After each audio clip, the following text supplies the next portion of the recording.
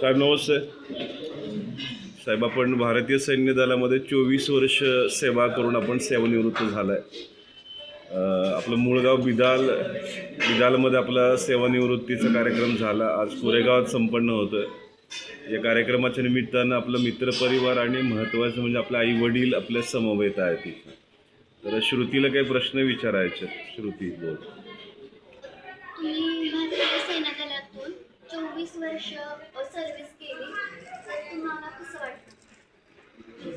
सुरुवातीचा काळ खूप कठीण होता. ज्यावेळेला भरती झालो त्यावेळेला 2018-11-2001 मध्ये भरती झालो होतो मी. त्यावेळेला गावाकडे म्हणजे घरची परिस्थिती तशी ठीक नव्हती आणि गावाकडे दुष्काळच होता. त्यावेळेला म्हणजे भरतीसाठी मी पहिल्यापासूनच जेव्हा हायस्कूलमध्ये होतो त्यावेळेलाच मी थोडंफार प्रॅक्टिस करत होतो. परंतु परत 10वी पास झाल्यानंतर कॉलेजला 11वीला गेल्यानंतर आमचे चुलत मामा एक होते बेळगावात. त्यांनी आम्हाला जरा गायडन्स केलं. त्यानंतर आम्ही गेलो बेळगावमधून नाशिक कामठीमध्ये सेंटर BROची भरती होती. या भरतीमध्ये फर्स्ट ट्रायला भरती झालो आणि बेळगावमध्ये ट्रेनिंग सुरू झालं. तुम्ही भारतीय सैन्य दलात भरती होण्याच्या आधी तुमची परिस्थिती कशी होती? म्हणजे आता तुम्ही भरती झाल्यानंतर आई वडिलांना खूप आनंद झाला असेल. दादा काय आहे? खूप आनंद झाला. त्याच्या अगोदर असं म्हणजे आम्ही रोजगार करूनच जगत होतो. रोजगार करत होता. रोजगार म्हणजे काय मला झालं की 2002ला भरती झाल्यानंतर तिथून पुढं परत ती 30,000 गेली. होय का? आज शाळेत असताना लई परिस्थिती ही होती. तुम्ही आठवणी काय सांगितलं? पाहायला मिळायची, कपडे नसायचे, शाळेत जायला चप्पल नसायची पायात सांगितलं. चप्पल नसायची, कपडे नसायचे. 26 जानेवारीला 15 ऑगस्टला बूट हे असं गणवेश पाहिजे असं तर मिळायचं नाही. त्या आठवणी आल्या की असं खूप हे वाटतं ना. हो, मिळायचे नाहीत कपडे. आपल्या हाय ह्याच्यावरच जायचं. त्यांनी पण असं हट्ट केला नाही हट्ट की मला केलं. ही पाहिजे ती पाहिजे असं तिच्यात समाधान मानत होतं. एक आठवण काकांनी सांगितलं की तुम्ही विटा पाडून आपलं घर बांधलं. हो, चिखलाच्या विटा पाडून शिनी बरोबर आहे दादा? हो. काय आठवणी होत्या त्या? लहानपणी म्हणजे घर एवढं व्यवस्थित नव्हतं. काळाच होता. काळाचं घर असल्यामुळं पावसाचं पाणी पूर्ण आतमध्ये यायचं किंवा चिखल होत होता. नंतर मी ठरवलं की मग घरच्या घरीच असं पूर्ण मातीच्या विटा बनवून घर बनवून मग घराच्या वरती कौलं टाकलं. आज त्या विटा आणखी म्हणजे ते घर अजून आहे. आहे, हो, अजून आहे. त्या आठवण आहे तुमच्या कष्टाची. हो, कष्टाची आठवण आहे. तुम्ही जेव्हा युद्ध झाले तेव्हा तुम्हाला घरची आठवण झाली का? हो, घरची आठवण होते. परंतु जेव्हा आपण देशासाठी काहीतरी करायचं असतं आणि जेव्हा आपण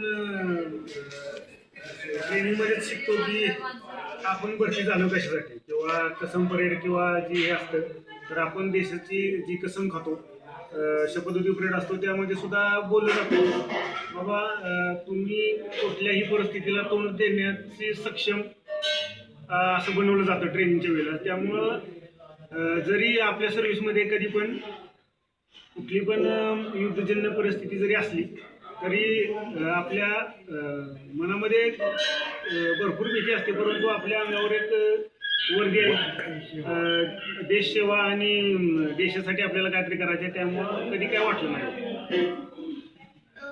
तुम्ही भारतीय सैन्य दलात निवड करण्याची का तुम्ही भारतीय सैन्य दलात निवड तिकडे जायचं का ठरवलं तुम्ही असं? पुढे जायचं का ठरवलं?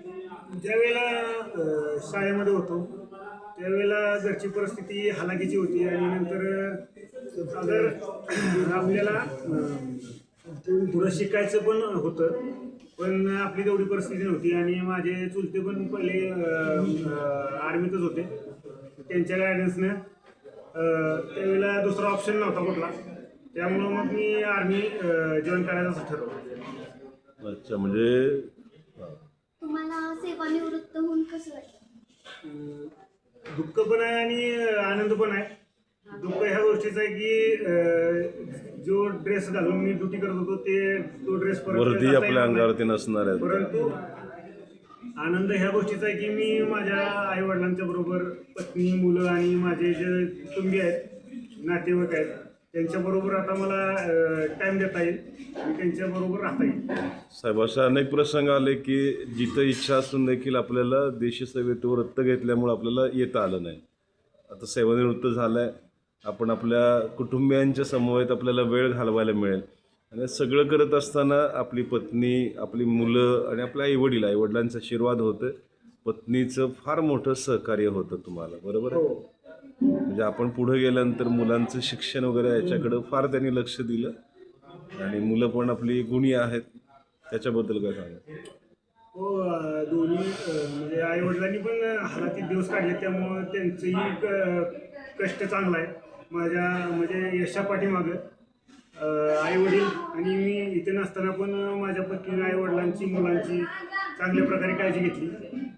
त्यावेळेला मी ड्युटीवर किंवा बॉर्डरवर असो किंवा जम्मू काश्मीर, कारगिल, ग्लेशियरसारख्या ठिकाणी व्यवस्थित ड्युटी देऊ शकतो.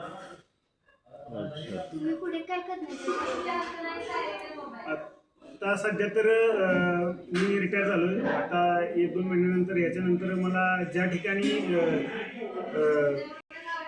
म्हणजे ॲप्लाय केले मी बऱ्याच जागेवर, जिथं मौका भेटेल तिथं म्हणजे चांगलं सेवा देण्याचा प्रयत्न करेन.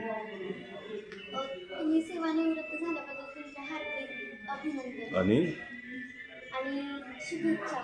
तुमच्या पुढील वाटचालीला शुभेच्छा. थँक्यू.